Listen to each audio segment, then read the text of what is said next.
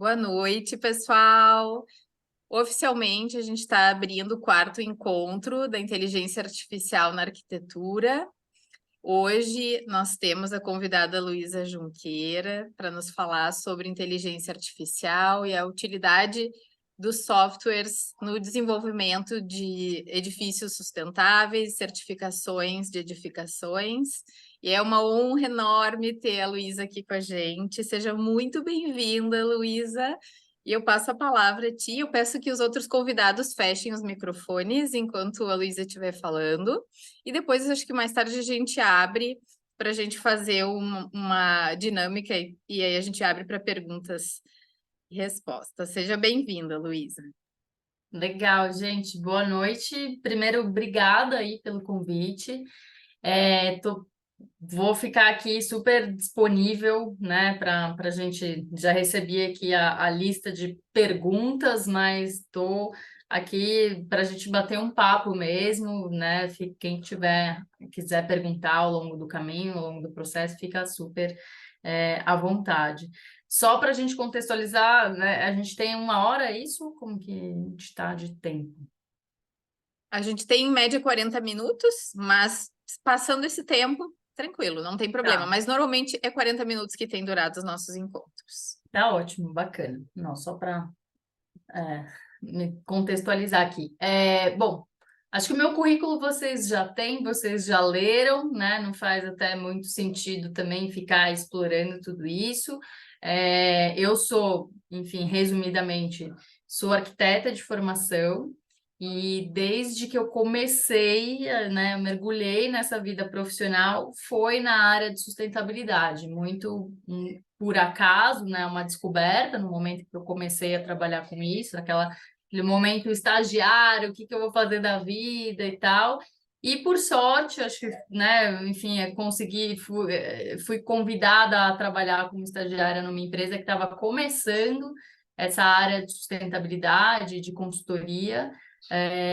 E me encontrei lá desde então e, enfim, estou seguindo carreira aí pouco mais de 15 anos nessa área de sustentabilidade. Graças a Deus eu me encontrei, eu amo o que eu faço e tive a oportunidade, eu tive a sorte, enfim, de começar isso quando isso era um começo, estava começando no Brasil, né? Então eu comecei a trabalhar com isso e ninguém sabia muito bem o que que era isso. A empresa que eu, né, fui contratada para trabalhar como estagiária na época, era uma grande empresa multinacional do mercado imobiliário, e eles tinham um grande cliente que, né, tinha um prédio ali, um edifício corporativo que estava sendo construído, e eles resolveram por certificar e contrataram essa empresa. A empresa falou: a gente faz, é bem aquela coisa, né? A gente faz, mas eles nunca tinham feito, era uma coisa nova. E aí eles tinham que constituir equipe, eles, né, chamaram uma pessoa para coordenar isso. E essa pessoa começou a trabalhar com isso também, nunca tinha trabalhado com isso, começou a aprender e falou: não, o buraco é mais embaixo, eu vou precisar de pelo menos um estagiário para me ajudar. E foi isso, foi assim que eu comecei. Era eu e ela, minha chefe na época, que veio se tornar uma grande amiga, até hoje estava falando com ela. Nosso trabalho era estudar todos os dias. Todo dia a gente estudava para aprender o que que a gente tinha que fazer, quais eram as orientações que a gente tinha que passar para o cliente para conseguir certificar. Na época era um edifício que, né, o objetivo era certificar um edifício LEED. Ele foi o primeiro edifício corporativo certificado LEED do Brasil, um edifício enorme no Rio de Janeiro, com uma laje gigantesca.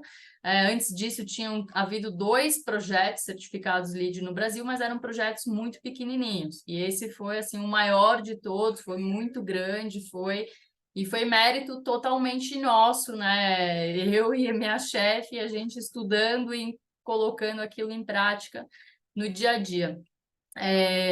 Eu me tornei Lead AP na época, né? Que são essas acreditações profissionais para quem trabalha com sustentabilidade, com certificação Lead.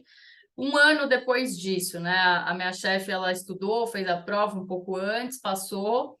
E eu tinha esse desejo muito grande, mas, enfim, não me sentia preparada, tinha medo de fazer a prova, era uma coisa muito nova, ainda era estudante e tal. Até que chegou um dia que eu falei: não, acho que eu estou preparada. E eu fiz a prova, assim, sem... Não parei dias e momentos e meses para estudar nem nada. Só peguei ali o que era, qual era o conteúdo que caía na prova, né? Uma estudada básica e fiz a prova e passei com êxito. Por quê? Porque eu fiquei esse um ano estudando, né? Minha prática foi, na verdade, um grande estudo.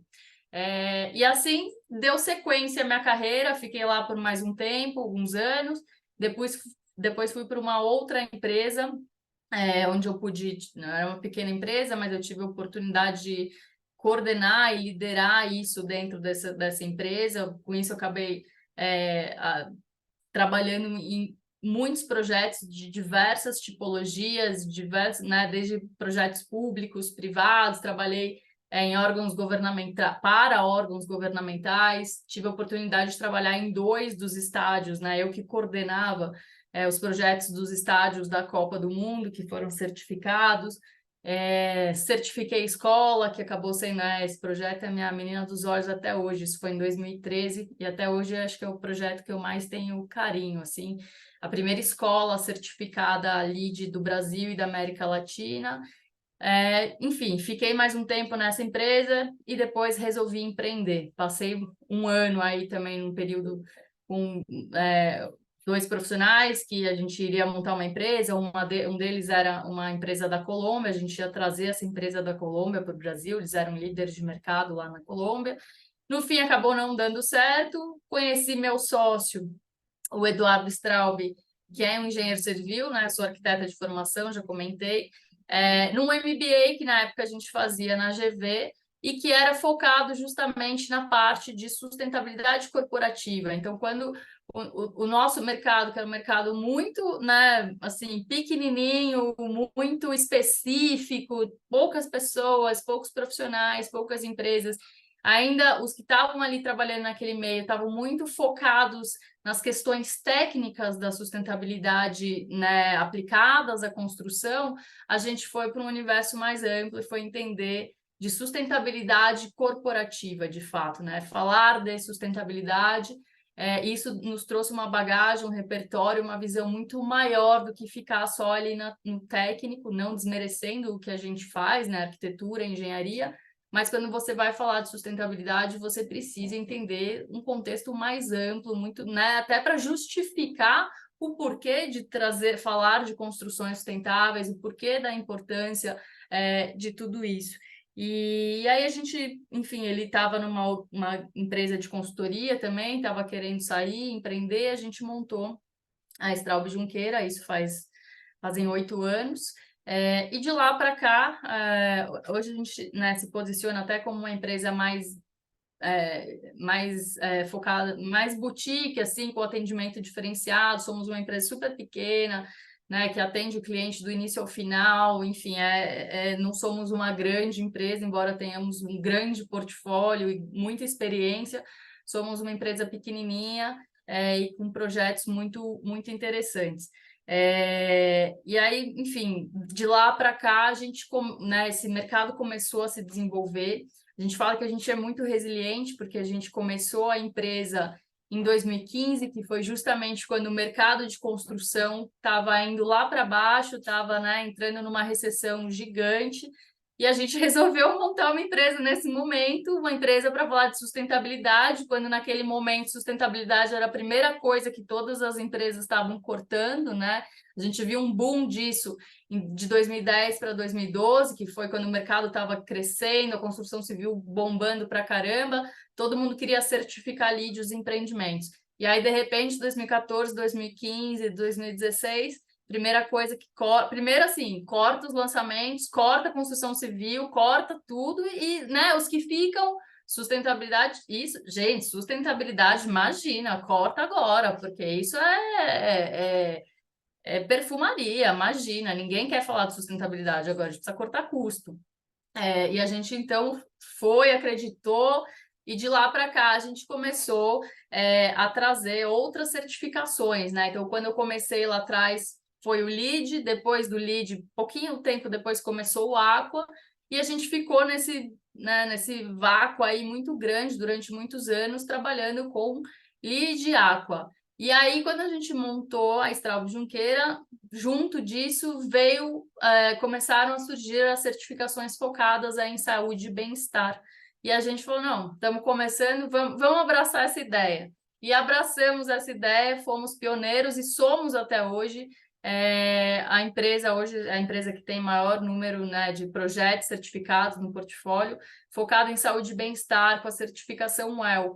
Então, hoje a gente trabalha com a maioria das certificações existentes, né? Então, o LEED, o Aqua, aí começamos como pioneiro da certificação WELL, certificação Fitwel, ED, que mais? GBC Casa, Condomínio, enfim, todas as principais certificações focadas aí em sustentabilidade, a gente trabalha.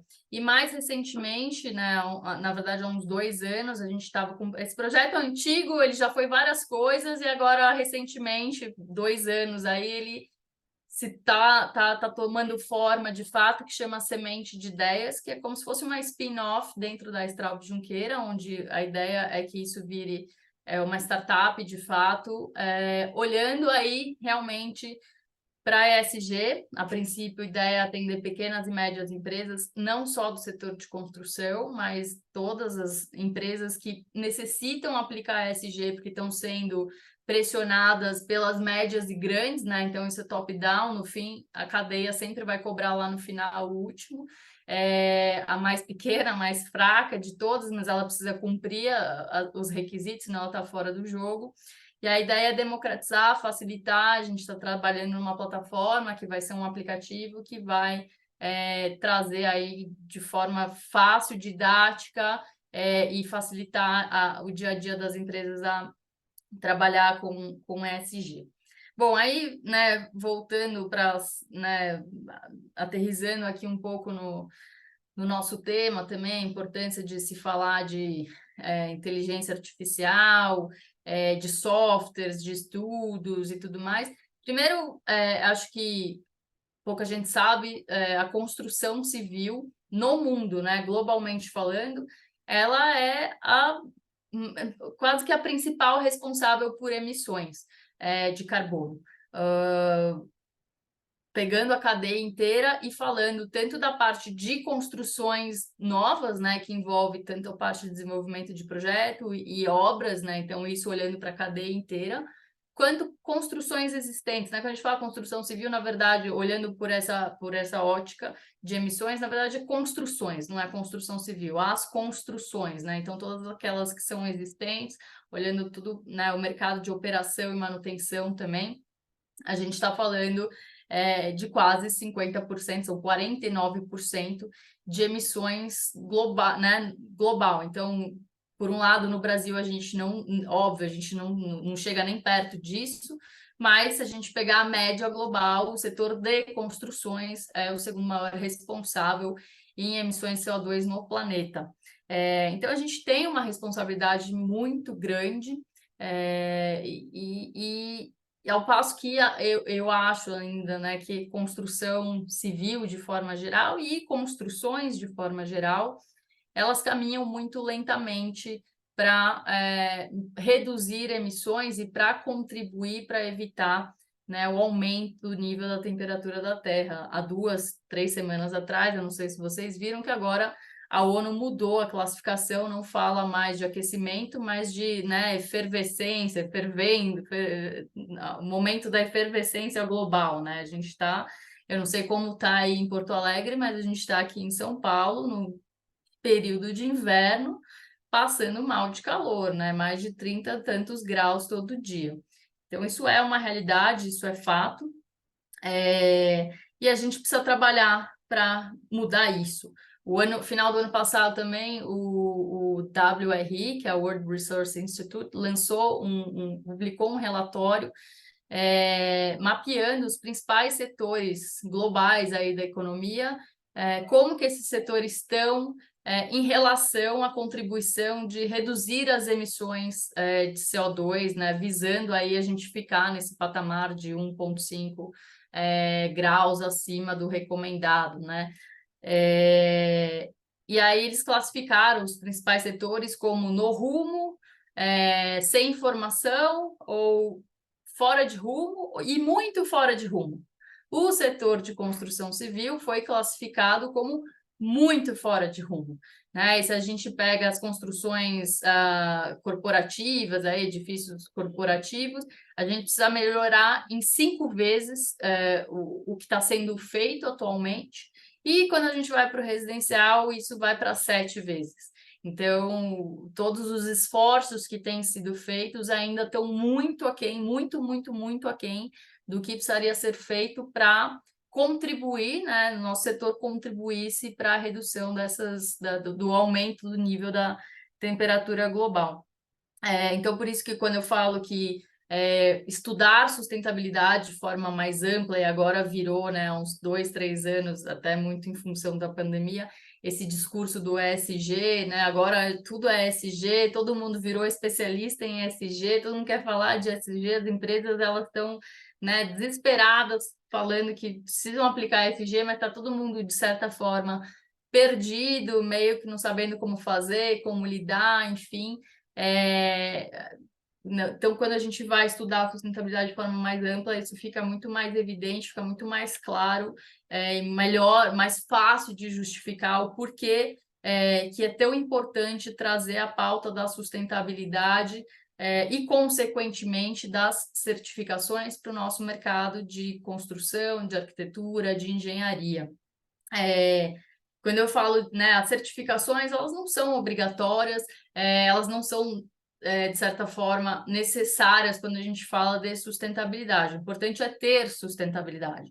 Ocorre que o nosso mercado Brasil ainda é muito imaturo para isso, e as certificações, elas forçam com que as edificações elas se tornem mais sustentáveis, né? Então, a gente pega casos, a gente historicamente já tive vários casos de clientes, de projetos que queriam trabalhar sustentabilidade, que queriam implementar o que eles chamam, né, que a gente chama de boas práticas de sustentabilidade, mas sem buscar uma certificação, sem estar preso, sem estar atrelado à obrigação de uma certificação. E aí, quando a gente vai ver o resultado disso, isso se perde, porque no primeiro desafio, na primeira dificuldade, dificuldade técnica, consequentemente, aumento do custo, ou, né, vai ficar mais caro do que eu estava prevendo. Ah, não, então é melhor não fazer. E aí, a ideia do que era para ser bom, ele cai muito, né? E aí, em vez de encontrar o meio termo, já corta a ideia na raiz e não faz de uma vez. Então, quando você pega projetos que querem só implementar boas práticas, no Brasil, particularmente falando, é muito difícil você manter essa ideia da sustentabilidade e atingir altos níveis de desempenho e de eficiência sem estar atrelado necessariamente a uma certificação. Então, a certificação, ela contribui para isso, ela vem nesse sentido de poder, né? Ela exige, ela tem requisitos mínimos, sem o atendimento daqueles requisitos mínimos, fica inviável, impossível certificar.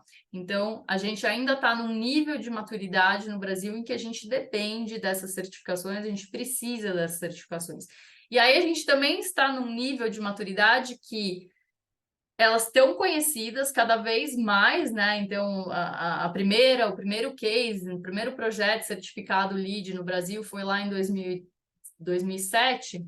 Então, a gente já tem aí quase 20 anos, né? Mais de 15 anos de histórico, de bagagem de construções sustentáveis certificadas LEED e depois, na sequência, diversas outras certificações.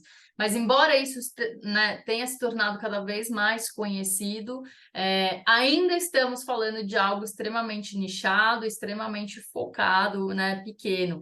Então, a gente precisa disseminar, precisa difundir essa informação, e isso também envolve desde academia, faculdades, escolas, né? Então, capacitar melhor os profissionais, os estudantes que saem das faculdades, no nível técnico também, no canteiro de obras, então, os fornecedores, os prestadores de serviço. Então, tem muita falta de informação, muitos gaps, falta de conhecimento. A gente pega, né, fornecedores, muitas vezes, né, e acabam aplicando greenwashing, muitas vezes até sem saber, não é proposital. Eles vão vender um determinado produto, um determinado serviço, eles falam que aquele produto ou que aquele serviço é sustentável, que atende às certificações, mas ele está ali para vender. Na verdade, ele nem sabe o que ele está informando e isso acaba gerando uma desinformação. E, consequentemente, gerando um greenwashing e pondo contra todos os concorrentes dele ali, enfim. Então, falta informação para o cara lá no stand de vendas também, que vai vender um produto que é para ser sustentável, mas ele nem sabe comunicar aquilo, ele nem sabe todos os esforços que foram feitos na etapa de projeto, na etapa de execução de obra, e aí ele não consegue comunicar, não consegue vender aquilo com o valor real devido, né, com as informações reais ali. Então, falta Luísa, muito. eu vou aproveitar. Não, imagina, eu vou aproveitar isso que tu tá falando até para tu tomar uma aguinha, mas eu te dizer o seguinte: aqui em Porto Alegre, semana passada eu mandei até um e-mail para o pessoal da prefeitura. Porto Alegre começou a implementar uma certificação na cidade, né? A Uhum. prefeitura começou a implementar uma certificação. Tá. O meu primeiro curso de sustentabilidade foi com o Marcos Casado em 2008, onde a gente falava da sede do Banco Real em Cotia, que foi assim, ó, o primeiríssimo, né, no Exato, Brasil. exatamente. Então, assim, de lá para cá, eu sou uma testemunha viva da dificuldade que a gente tem de falar de sustentabilidade na construção civil, tá? E hoje, e aí, claro, eu acredito muito que o importante, como tu já disseste, eu sei que eu já disse isso em aulas tuas também, eu acho que é muito importante a gente projetar, o projeto sair do escritório já de forma sustentável, é uma obrigação nossa, profissional, de entregar essa qualidade, muito mais importante do que certificar, né? Mas Uhum. eu vejo muito a certificação como um meio de educação social, sabe? Eu estou impressionada com o desencadeamento, a ressonância que está tendo a certificação na cidade de Porto Alegre nos diversos níveis de toda a cadeia produtiva. A ponto de eu te contar uma coisa que aconteceu hoje comigo num canteiro de obras. A gente estava fazendo a marcação de um gabarito de obra e eu ouvi, e é um prédio que está certificado, e eu ouvi entre o pessoal que estava trabalhando na obra, eles falarem que o prédio está certificado. Então, assim, quando a gente começa a ouvir que o operário já está ciente de que existe alguma coisa especial naquele projeto, né? A gente já, o ESG já começa aí, né? A gente já começa a entender o quanto é importante a gente ressoar em toda a cadeia a necessidade de nós mudarmos as nossas ações, né, em direção de alguma coisa verdadeiramente sustentável, que da maneira como nós agimos hoje, não prosperaremos, né? Então, eu acho que a gente precisa dessa mudança, né? E eu vejo que a implementação de softwares é uma mão na roda para isso, porque deixa mais fácil para os escritórios também conseguirem conduzir essas certificações, né? Tu deve ter essa experiência. E eu acho que baixa custo de uma certa forma, sabe? Horas e horas e horas planilhando e testando produtos, né, para envoltória, para eficiência energética. A gente sabe que já existe uma redução de tempo em função disso. E isso me deixa muito feliz porque eu penso assim, bom, então assim, por menor que seja a parcela de construções que estejam recebendo esse cuidado, é um começo e é uma educação na sociedade, sabe? Então, eu estou muito feliz de estar vendo isso acontecer em Porto Alegre, porque eu estudo isso há tanto tempo e eu aplico Uhum. isso há tanto tempo nos projetos, assim. Então, assim, eu realmente acho que assim, me identifico totalmente com a tua fala. E eu acho que isso é uma iniciativa muito legal das cidades, né? Em função de que elas detêm o poder de licenciar os projetos, certo? Por que não já licenciar com esse Da forma benefício de correta. estarem certificados, sabe? Então, Exatamente. desculpa, deu uma interrompida até para tu dar uma respirada, mas porque eu achei que esse gancho servia para falar de um exemplo legal que está acontecendo aqui na nossa cidade. Não, totalmente, totalmente, é isso mesmo. Fiquei sabendo dessa iniciativa de Porto Alegre recente, faz um mês que fiquei sabendo disso, fiquei muito feliz. E eu ia chegar lá, ia chegar nesse ponto, né? Quando eu falo que falta de todos os lados, falta também iniciativas públicas olhando para benefícios, para isenções, para reduções, né? Então, seja para um IPTU mais interessante, enfim. Falta muito isso ainda no Brasil, né? Onde a gente vê que tem essas iniciativas, o mercado ele acelera. Isso aconteceu recente também, há uns 2, 3 anos, em Salvador. Salvador também começou a falar de sustentabilidade, de certificações. Lá eles estão puxando muito a certificação ED, e você vê esse movimento, né? Porque isso gera benefício. Porque também quando você pega. Primeiro que assim, se você simplesmente impõe algo que não traz benefício a ninguém, é uma dor, né? Mas quando pega no bolso, vou ter que fazer, mas em contrapartida vou ter uma redução, vou ter ali um. Então, isso acaba gerando, um ganha-ganha para quem incorpora, para quem constrói e para o próprio poder público, para a prefeitura. Né, quando a gente olha também de forma mais ampla, mais macro, a gente percebe o quão profundo e o quão importantes são as construções sustentáveis no sentido de melhorar a qualidade de vida e, consequentemente, reduzir gastos com saúde pública, melhora as condições de qualidade do ar, as condições de qualidade de vida, incentiva uma vida mais saudável, com práticas de atividades físicas e uma série de outras coisas que, consequentemente, o poder público vai ter um ganho, e eles não percebem isso. Então, isso, são várias dores. Dor da parte da educação, dor na comunicação, dor do conhecimento, dor de políticas públicas, né, de incentivos fiscais, enfim. Então, é uma cadeia, de fato, que precisa ser trabalhado. Né, enfim, todos os lados precisam trabalhar e precisam contribuir. Você comentou uma outra coisa também, que é a obrigação.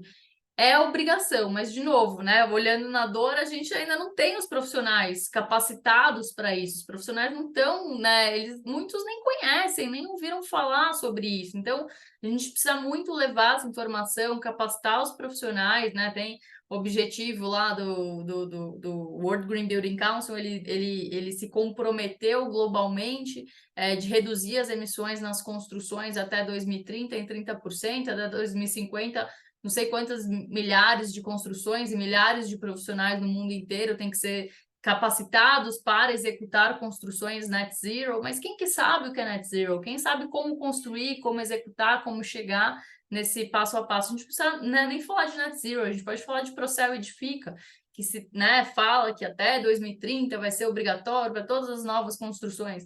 E aí, o que está sendo feito em relação a isso? Como que os profissionais estão sendo capacitados, orientados, né, para entregar edifícios que atendam às normativas do Procel Edifica? Então, falta muita informação. Nos Estados Unidos, por exemplo, não é regra, mas assim, se você pega os grandes escritórios de arquitetura, você tem lá dentro os profissionais que são o LEED-AP, o LAP e tudo mais, e todas as questões de sustentabilidade, elas são de fato resolvidas dentro do escritório de arquitetura, é o próprio escritório de arquitetura que faz a gestão desses processos de certificação, né? As certificações elas estão online também, com plataformas, com softwares próprios, específicos, eles que coordenam tudo isso, eles que sobem essas informações. E o trabalho do consultor como eu é muito pontual, é muito específico para resolver uma questão muito particular do projeto, que ali dentro do escritório de arquitetura ele não consegue resolver, mas a certificação é a obrigação dele, ele vai saber resolver, ele vai cuidar disso, né?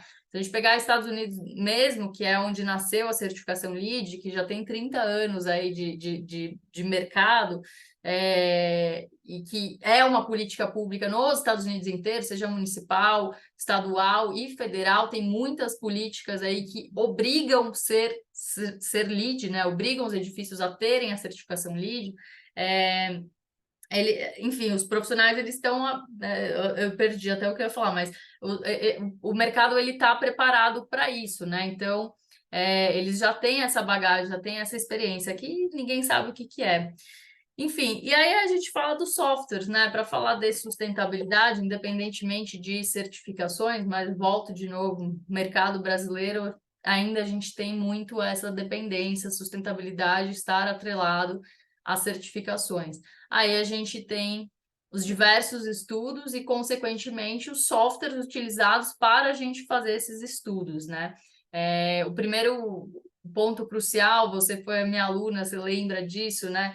Para um projeto bem feito, para um projeto que, como consequência, vai ser sustentável, a metodologia do projeto integrado, né, onde as equipes elas trabalham em pé de igualdade, onde é um processo colaborativo. Você entra com todas as principais equipes desde o início, não é hierárquico, é colaborativo, tem trocas de informações, trocas de experiências, com um objetivo comum no final de ter o melhor projeto. O melhor projeto para quem? Óbvio que para o incorporador e para o empreendedor, porque ele está visando gerar lucro com aquilo, isso é natural de qualquer negócio, mas também para as pessoas que vão usar e para as pessoas que vão ocupar, que seja um edifício saudável, um edifício eficiente, que reduza o consumo de, né, gastos operacionais, de recursos naturais, enfim, que seja um edifício de fato eficiente. E para isso a gente tem que, né, trabalhar de forma colaborativa. Aí a gente vai, que ferramenta que facilita isso, que a gente pode trabalhar de forma colaborativa no nosso universo?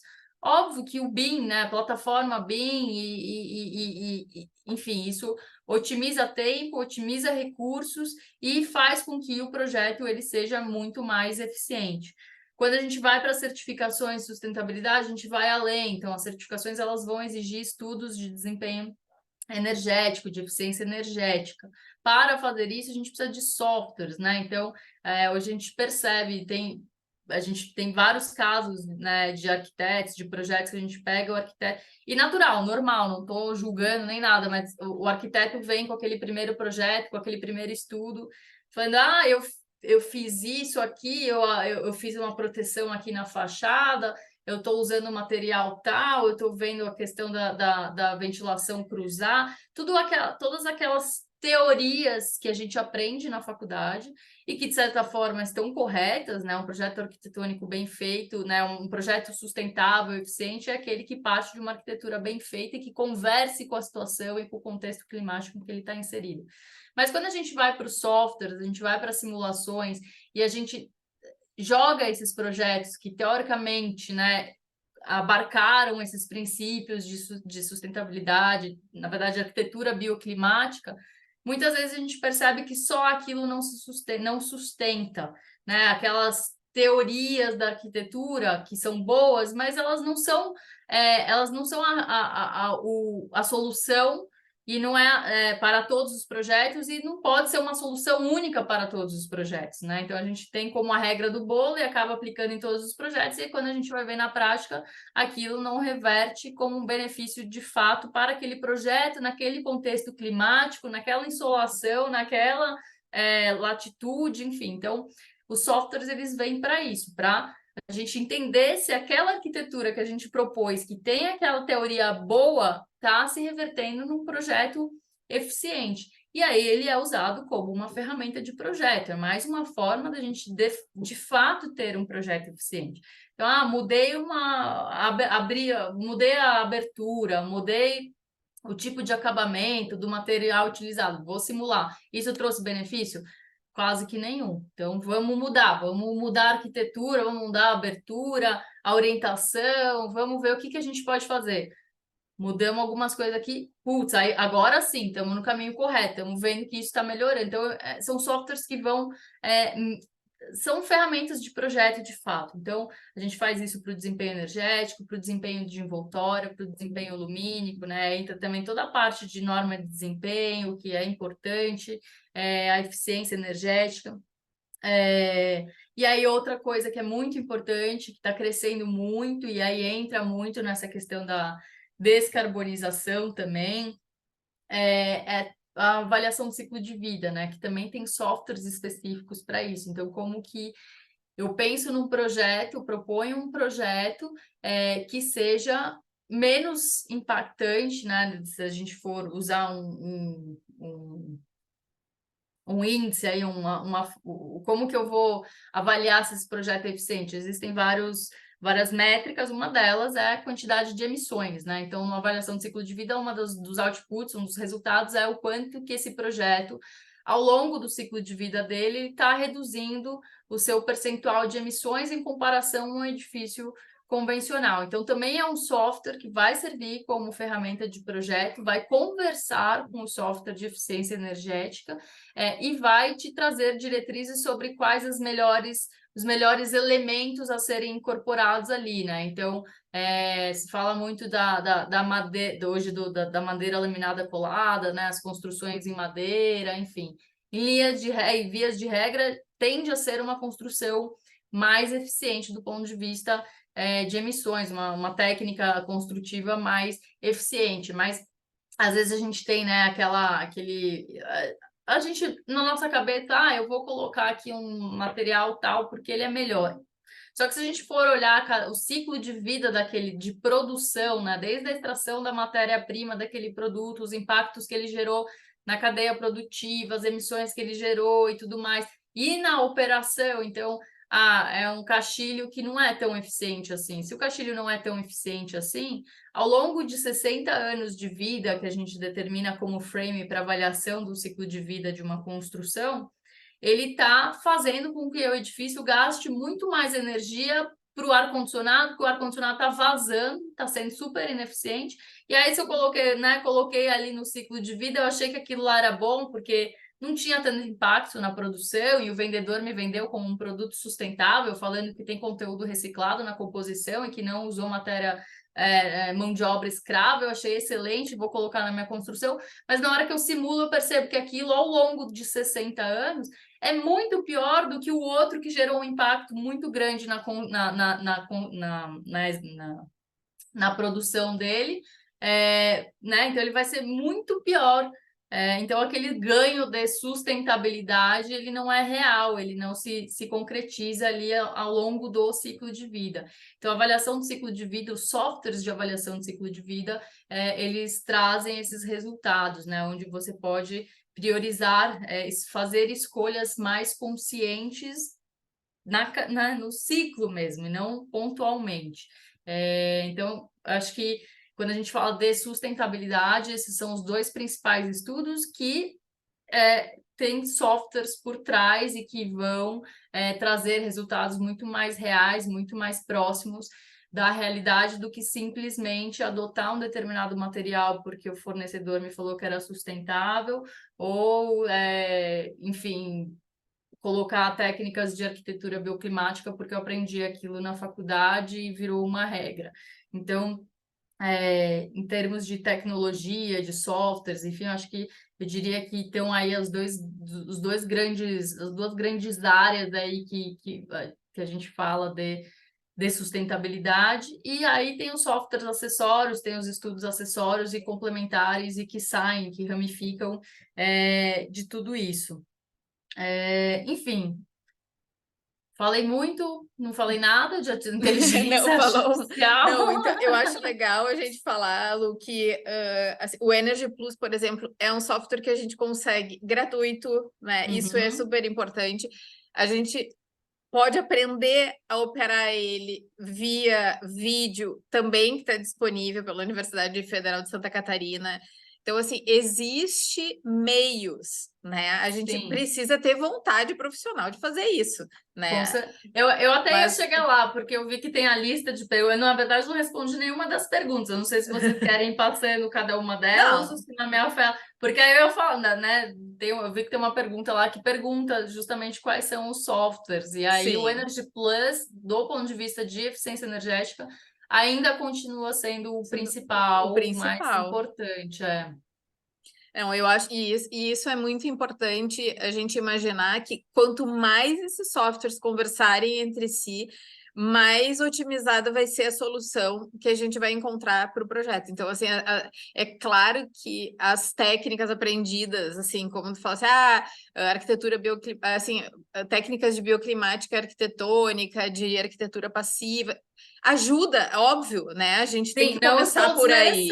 Exatamente. A gente começa por aí, mas aí a gente aplica isso, a gente simula isso no software e a gente recebe um resultado validando ou invalidando o que a gente estava proporcionando. E eu acho muito interessante a gente saber que existe como a gente simular isso de forma até gratuita online, né? Então, isso eu acho muito legal, sabe? A gente saber que existe tecnologia, tem já até um certo banco de dados já disponível, gratuito, e ele pode até ser alimentado pelos fornecedores, né? Com Uhum. o laudo de desempenho dos materiais separadamente. Mas isso é muito acessível, né, Luiz? Então eu acho isso muito interessante, assim, existe as possibilidades, a gente só precisa ir atrás disso para começar, ou até assim, trabalhar de forma colaborativa, sabe? Então eu acho super legal quando a gente consegue achar parcerias de trabalho em que a gente propõe uma arquitetura, o outro escritório ou outro parceiro faz as simulações e a gente vai trocando ideias, porque o projeto está todo desenvolvido numa plataforma que a gente consegue trabalhar em tempo real, compartilhando as informações, né? Então, isso Exatamente. tudo só é possível graças à tecnologia hoje, né? Eu lembro nos primeiros estudos, assim, a gente olhava as tabelas, chegava a dar uma desanimada, assim, eu pensava assim, gente, isso nunca vai embalar, sabe? Porque era muito difícil, Uhum, né? E não uhum. tinha nenhuma informação técnica sobre os materiais, né? Hoje a Exato. gente já tem uma indústria que está despertando para a necessidade de fornecer laudo dos seus materiais, né? Então isso Uhum. já é bastante interessante. Até a própria lei de combate a incêndio, ela força um pouco também esses testes com os materiais, né, das resistências, e às vezes a gente testa a resistência mecânica de um material e quando a gente durante esse teste, a gente está também produzindo várias outras informações que vão nos servir para a resistência da envoltória, né? Então, às vezes, o despertar para os fornecedores de quanto isso é importante, né? Eu acho que facilita a necessidade que a gente tem de educar a sociedade para a sustentabilidade, né, Luiz? Então, eu Sem acho dúvidas, sem dúvidas. E tem o, né, bancos de dados que trazem as propriedades, né, térmicas e desempenho dos materiais. Tem a plataforma lá que foi criada pela Universidade Federal de Santa Catarina, que é nunca a sei se é Progeti. Projet, É, enfim. Lá tem muita informação também. Aí tem, né, quando a gente fala de avaliação de ciclo de vida e de materiais, como que eu componho um edifício que tem materiais que são melhores, mais eficientes, a gente está falando dos tais EPDs, que são os Environmental Product Declarations, existem plataformas para isso também, onde você consegue levantar essas informações. São poucas ainda no Brasil, mas a gente consegue, tem disponível sim. Enfim, eu acho que a informação está aí, tá disponível, é muito questão de realmente ir atrás. A maioria das certificações de sustentabilidade, elas não são um grande mito, né? Uma coisa que ninguém sabe, ninguém consegue acessar essas informações. A maioria delas tem o seu conteúdo disponível, gratuito, para uso e para aplicação na internet, porque o interesse deles é de fato divulgar e difundir essas informações. Enfim, tem diversos softwares aí, diversas plataformas, enfim, várias possibilidades.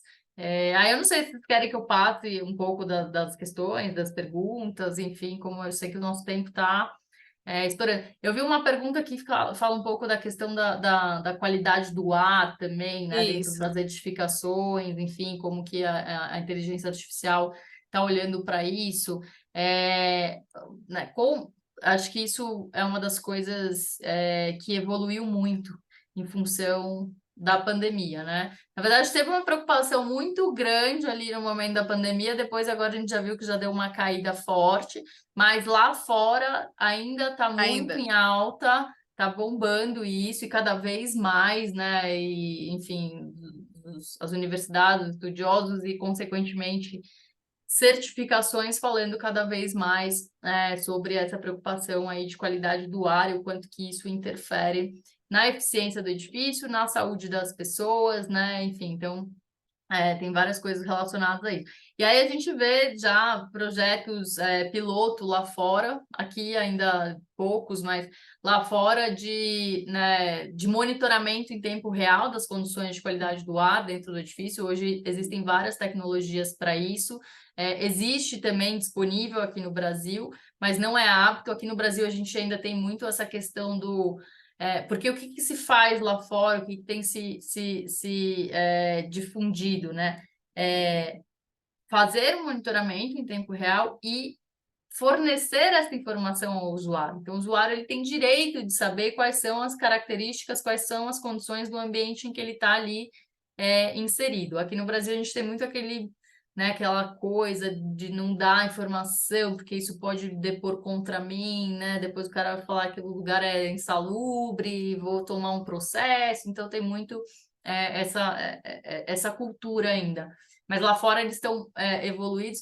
E aí tem já tecnologias lá fora, enfim, que os próprios gadgets, né, os próprios dispositivos wearables das pessoas, né, os celulares, os relógios, enfim, eles captam as condições de saúde, de conforto, de bem-estar mental, físico das pessoas dentro daquele ambiente, e o próprio edifício vai responder né? Então, estamos vendo que a maioria das pessoas aqui estão com calor, o humor está baixo, está muito barulhento o espaço, então a própria automação predial vai trazer respostas de melhoria daquele ambiente em tempo real em relação às condições de percepção de conforto aí das pessoas. Então, isso já acontece, já ocorre lá fora, né? Projetos piloto, obviamente, não é algo, né, normal, mas tá sendo desenvolvido, está sendo estudado. E uma das, né, de novo, a informação está aí, está gratuita, tá para todo mundo, e a informação ela pode ser boa, ela pode ser ruim, ela pode ser usada de forma positiva, como pode ser usada de forma negativa, né? Tem plataformas hoje em dia onde você posta se aquela vaga de emprego, aquela empresa, ela é boa para se trabalhar ou não. As pessoas vão lá e falam, não gosto de trabalhar aqui porque a qualidade do ar é ruim. Não gosto de trabalhar aqui porque não tem ergonomia, porque não...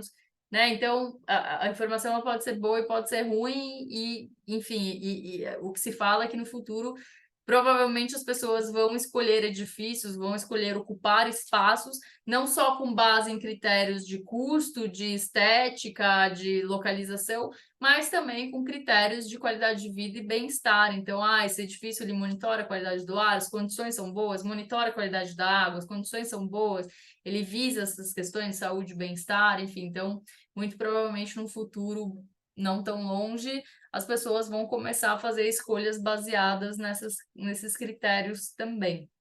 Então, qualidade do ar está muito em voga e tem muitas tecnologias hoje, E também né? impacta diretamente na saúde do usuário, né? Então, a síndrome do edifício doente, ela está diretamente ligada à qualidade do ar, né, Luiz? Então, eu acho que é uma questão de saúde pública, mas tem também uma questão que é o grande problema fora, né? Eu sou advisory do WELL, e uma das coisas que a gente fala Legal. muito no WELL é que a questão ética de coletar esses dados também para usar é muito delicada, né?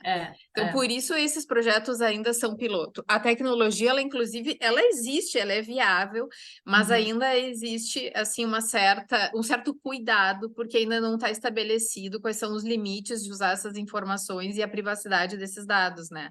Exatamente. Mas isso eu acho assim encantador imaginar que a gente vai poder interagir nessa dimensão com os edifícios, sabe? E realmente tornar os ambientes mais confortáveis e adequados para a nossa saúde. Né? Claro que a gente não está falando de alguma coisa universal, né? Mas, por exemplo, tu estava falando há pouco de produtividade, né? Em ambientes escolares, isso vai ser bem interessante, né? A gente conseguir medir a temperatura do ambiente em função da produtividade dos alunos, assim, isso é alguma coisa que parece importante, eu acho, sabe? Sem dúvidas. Obviamente, tem essa questão ética ainda, tem um longo caminho a percorrer para que a gente consiga regulamentar como a gente vai usar esses dados, né? De que maneira a gente vai aplicar isso. Mas eu adorei a tua fala. Eu acho que a gente podia abrir para alguém, se alguém quiser fazer alguma pergunta. Pessoal, assim, a Vânia, que eu sei que adora essa área. Tá todo mundo quietinho hoje. É. Não, é uma área, é uma matéria, assim, desafiadora, eu acho, né, Luiz? Assim, acho que eu percebo que quando a gente fala sobre isso, as pessoas ainda não se sentem à vontade de perguntar, porque é tão difícil saber formular uma pergunta sobre isso, né? É verdade. Mas É o que eu Boa noite, falei. Luísa. Boa O meu noite. é essa área escolar, para mim, eu fico assim encantada, assim, um desafio e é algo que eu quero levar também esse para as escolas, junto com né, especialidade da biofilia, do design biofísico, e levar para as escolas assim. É, Uhum. é urgente, urgente É. mesmo.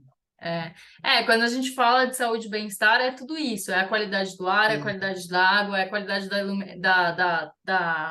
iluminação, da conforto iluminação também. térmico, lumínico, da alimentação, do desempenho físico, como que a edificação de forma intuitiva, ela colabora para que as pessoas sejam mais ativas, elas andem mais, caminhem mais, pratiquem mais atividade física. E entra a questão da biofilia, enfim, tem muita coisa envolvida aí, é uma, Muita, né? e principalmente o quanto afeta, assim, no caso que vem estudando já há muito tempo. Quando eu fiz a minha pós em arquitetura de interiores, isso em 2011, eu, para variar, sempre me enfio em coisas assim mais desafiadoras mesmo, né? E fiz o meu artigo com a sala de aula do futuro. Que legal. E só existia, e só existe hoje ainda, em relação a isso, do que fala sobre as escolas, um único livro. Uau. É outra área que está muito antiga, né? Que não evolui, né? A forma Exatamente, não de evolui dar aula, como o modelo de sala de de aula, sala de enfim, aula, toda não essa evolui. preocupação, porque eu sempre tive essa preocupação em relação tudo ao mesmo processo de ensino-aprendizagem, né? Em relação a todo o envolvimento da sala de aula, no quanto afeta. Porque às vezes eu me Uhum. pego pensando assim, que a questão dos professores fazem toda essa parte, né?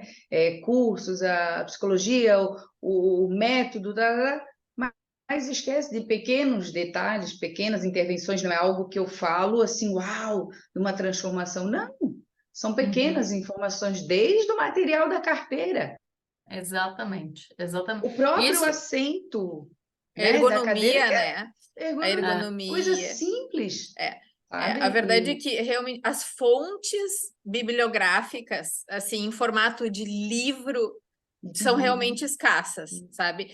Eu vejo, assim, para certificação, às vezes é mais fácil a gente consultar artigos e aí fazer um Artigos, compilado, o a que eu gente faço, fazer um isso, compilado e tentar achar artigo científico, e experimentos relacionados a determinado item que se queira atender, do que a gente achar livro. A minha formação foi muito de biblioteca, né? De ir para a biblioteca, pegar o sim, livro e sim, procurar sim. ali naquele livro ter um manual. Mas assim, isso hoje já é muito. Eu diria assim que está desatualizado o que a gente tem em livro. Muito Então, eu gosto de usar as cartilhas das certificações, às vezes, como um guia, e ali sim a gente tem para um rol poder. de referências bibliográficas que tem nos muito leva grande. Para poder para fazer a busca, aí tu pega do autor, é o que artigo, eu pego, né, exato. do artigo, tu A vai gente, pegando o autor, exatamente, a gente e vai vai buscando o conteúdo direto dele, para não tem como. artigo, porque livro realmente está Realmente. bastante difícil. É. Então, claro, a E, gente tem a BNT também, né, que uhum. atualiza as normas técnicas, a própria norma de Mas acabam desempenho, pegando né? de uma única fonte. Essa que é a preocupação, porque Sim, eles acabam também retirando de uma única sim. fonte. E foi o que aconteceu que eu fiz o ano passado a formação em ergonomista saudável, e aí abordava a questão das escolas, me chamou a atenção, mas eu fui olhar o livro e disse, mas eu estou com o livro aqui até com a mentora, que na época ali, a Cris Canté. Eu tenho um livro, foi o único livro que foi escrito lá em 2011, estou eu com o livro aqui. Então, E mesmo você que eles vão sabe procurar os que... artigos, esses são baseados em assuntos voltados nessa única... Exatamente. Mas e é isso, não só para o ambiente escolar, como para qualquer Sim, outro tipo, né? Então, o quanto que isso melhora a qualidade, o desempenho dos alunos, mas também como que reflete em altas mais cedo em hospitais, né? Em sim, sim, produtividade dentro sim. dos ambientes corporativos. Então, tem uma série de interferências. Essa escola que eu comentei que eu certifiquei no Rio de Janeiro em 2013, ela tem o segundo melhor score do Enem do Estado. É uma escola que, de fato, eles vivem sustentabilidade. Tem vários vídeos, vários exemplos aí que falam dessa escola Tu na compartilha internet. depois para eu fazer uma pesquisa, né? Se compartilhasse da escola, Compartilho. que para mim é o que meu ponto fraco é a escola. A escola chama Escola Eric Walter Heine. Vou mandar aqui no chat, mas Isso, passa. Aham. depois Ou eu no posso grupo compartilhar te alguma coisa que eu mandar. ali. Te mando material também, enfim. Uhum, isso, material. Ah, que legal. E aí, né, o desempenho deles é o segundo maior do estado em termos de Enem. Então, e é muito por causa dessa questão de sustentabilidade. Dessa aqui. E a Uhum. escola ela virou uma ferramenta de ensino, né? Então, o próprio edifício escolar ele se torna algo que é utilizado ali no dia a dia como uma ferramenta de ensino mesmo. Uma ferramenta. E aí, falando de qualidade do ar, também tem uma iniciativa que é o PNQAI, que é o Plano Nacional de Qualidade do Ar Interno. Né? Até o Eduardo, meu sócio, ele ajuda aí a desenvolver, tá? Foi um dos profissionais aí envolvidos em desenvolver, em trabalhar nisso. A ideia é que depois isso eventualmente possa se tornar normativo, enfim. Eu sei que recentemente, acho que faz umas 2 semanas, eles fizeram um estudo, um evento justamente para falar de qualidade do ar nas escolas. O quanto isso é um assunto que ninguém fala no Brasil. Imagina, ninguém está preocupado com qualidade do ar nas escolas, porque ninguém nem sabe a importância disso, né? O quanto que isso interfere na saúde e no desempenho dos alunos. Então, eles fizeram um evento justamente para promover isso. Deve ter algum material na Exatamente. E internet eu também que estou fala comentando disso. sobre isso, até eu conversando com outros colegas, né, da profissão, que eu me peguei num ponto pensando, o que adianta? Não, a ajuda, vai, claro, faz, mas é a questão hoje de trazer, de projetar, planejar o ambiente, sem levar essa informação do conhecimento às pessoas. É como eu sempre digo, não adianta eu passar uma receita sem saber para que serve. Então, Uhum. eu me peguei num ponto que eu estou sentindo a necessidade disso, de levar essa informação para depois tu planejar e projetar e isso surtir um efeito. Porque as pessoas, tu pode fazer como ocorre, tu faz todo esse projeto, faz tudo muito bem especificado. Se tu não for executar, a pessoa não tem consciência, aquilo não vai ser. Porque ela precisa Exatamente. ter consciência. Ela precisa saber o efeito daquilo ali, o Ela benefício precisa daquilo. viver aquilo, né? Exatamente, porque a partir do momento que ela vive, que ela conhece o benefício, é outro resultado. Então, eu planejo, porque daí só está para mim. Então, mesmo que ela vá interagir no projeto, então, eu disse, não adianta eu estar saindo planejando, ofertar projetos, sem ter esse conhecimento na frente, de levar essa informação, né? Através de palestra, através né? De várias formas hoje que pode levar nas escolas, de fazer, porque eu disse, vai lá, é como se eu estivesse trabalhando sozinha, né? É isso mesmo, é isso mesmo. É isso, então eu não estou tão, eu estou fora, eu sinto esse baque, principalmente agora com essa mudança toda, né? De alguns profissionais também que a gente vê que não são todos, que a gente se depara que acha que isso meio assim, quase que nadando contra a maré, né? Porque é uma turma que está vindo e tu está na posição contrária, né? E levando isso. É, Então se é uma sente luta diária. Eu luto diária contra a maré. Ontem mesmo eu contra a estava maré. numa obra num cliente que assim, ele quase falou: o que você está fazendo aqui? Porque ele só falou mal da sustentabilidade o dia inteiro, assim. Gente, você está falando do meu trabalho de 15 anos. Né? É direto, assim, é uma luta constante para você É, mostrar por A mais aí tu B. tá remando ao contrário, tá o povo todo para lá e tu estás ao contrário, então é um Por desafio. isso é tão importante a gente incentivar programas que de alguma forma premiam quem faz a certificação, né? Isso eu acho. Por isso eu fiquei tão feliz de saber que Porto Alegre vai ter isso. Assim, lendo a própria as exigências de certificação, assim, não é nada tão complexo assim, né, nada comparado a um lead, mas assim o fato de divulgar e de alguma maneira premiar quem eu acho isso fantástico, é a melhor maneira da gente Com ensinar. certeza. É a A melhor forma. melhor maneira, assim, punindo, a gente não consegue Não, ensinar não ninguém, né? A Vira gente só uma cria dor e aí ninguém trauma. quer. Exato, É um exatamente. trauma. E é Exatamente. por isso, Luísa, que eu acho que tem, assim, esse ranço em relação à sustentabilidade. Porque, de uma certa forma, as pessoas passaram a ver a sustentabilidade como custo adicional, né? Então, assim, a gente Exatamente. sabe que Exatamente. não é um custo adicional se vier desde o projeto a coisa certa. Assim, um custo adicional é tu tornar um edifício sustentável Isso. depois dele já De executado. Aí, é pronto. claro, é um investimento daí, né? Exatamente. Mas, assim, o grande vilão, eu acho, nessa história toda foi esse início, né? Que faltou essa sensibilidade de educar premiando, né? Então, a gente começou a tentar implementar a certificação, divulgando o quanto seria mais caro, né? Então, isso hoje não é mais uma verdade, a gente sabe que não é mais caro. Mas e até pelo contrário, né? O custo de manutenção às vezes é muito mais baixo. E aí é difícil a gente desfazer alguma coisa que ficou mal educada, né? Então Exatamente. um serviço, é um trabalho de formiguinha, assim, não Trabalho adianta. de formiguinha. Com certeza. Mas Mas a gente está aqui para isso. é isso aí. Exatamente. A gente toca o desafio. É isso. Às vezes eu me pego e penso assim, estou sempre enfiada no que eu. E vai que a gente vai no desafio sempre, mas vamos firme e forte, não tem. Então É tá, isso aí. Muito bom. gente. Luísa, eu queria te agradecer muito a presença, ter vindo Muito aqui bom. conversar com a gente sobre isso. Parabéns pelo teu trabalho. Eu sou super tua fã, sou até suspeita para dizer, mas Obrigada. obrigada por ter vindo. Imagina, eu que agradeço super o convite, uma delícia estar com vocês e conversar do que eu gosto, então para mim é um prazer. Exatamente. E depois, se vocês Exatamente. quiserem, eu posso deixar uma listinha de referência aí desses softwares, dessas Isso. certificações todas que a gente conversou, dos projetos, estou super à disposição e eu deixo de referência aí para vocês. Maravilha. Obrigada, então. Boa Muito noite, obrigada. Muito gente. bom, gente. Obrigada. Obrigada. Boa noite. Obrigada, Boa Duda. noite, Mais Boa uma. gente. noite, Boa Valeu. obrigada. noite. Obrigada, Davi. Obrigada, Tchau, obrigada. tchau.